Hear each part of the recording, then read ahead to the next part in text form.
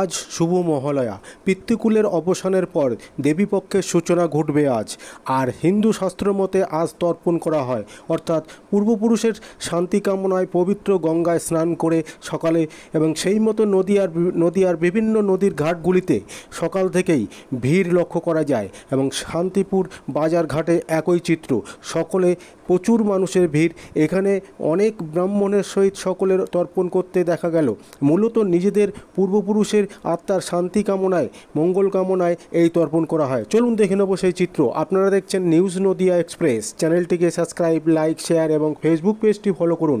আর দেখতে থাকুন news Nadia express.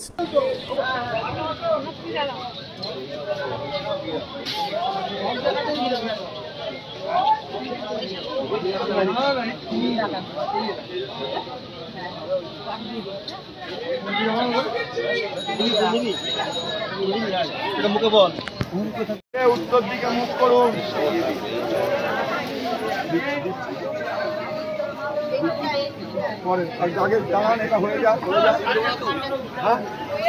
কি কারণে স্নান করলেন আজকে? গত রাত্রি 11:56 অমাবস্যা লেগেছে। এটা একটা ভালো শুভ দিন, পূর্বপুরুষদের জন্য তর্পণ করা খুব শুভ সময়। তাই আমি এসেছি গঙ্গায় তর্পণ করার জন্য। বাবা মা, ঠাকুর দাদা যত চতুর্দশী আছেন তাদের নামে তর্পণ করেছি এবং গঙ্গা স্নান করে বাড়ি গমন করছি। কি কারণে মানে তর্পণ করা হয়? পূর্বপুরুষদের জলদানের জন্য, পূর্বপুরুষদের জলদান করেছি। জলদান করার জন্য এই তর্পণ করা হয়।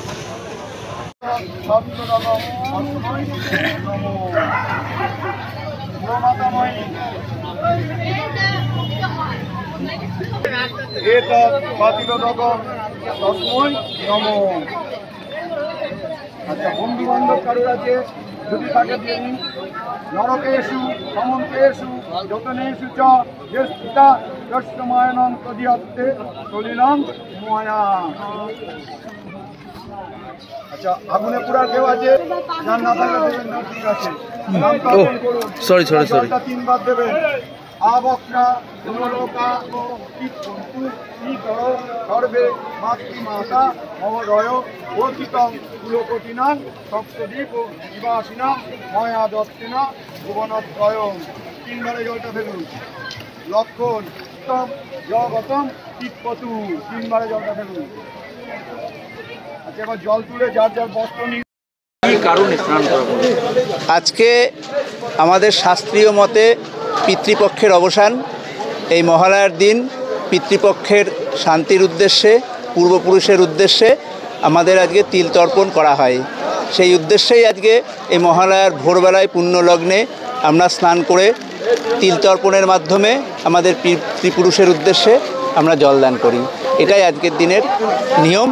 আমাদের হিন্দু সনাতনী শাস্ত্রমতে দীর্ঘদিন ধরে পূর্বপুরুষরা থেকে শুরু করে বর্তমান সমাজেও আমাদের সেই আবহ একইভাবে চলে যাচ্ছে। আমাদের ধর্মীয়, সনাতন ধর্মীয় রীতিনীতি অনুযায়ী আমরা পিতৃপুরুষের উদ্দেশ্যে আজকের দিনে এই তর্পণটা করে থাকি। প্রতি বছরই আপনি করেন?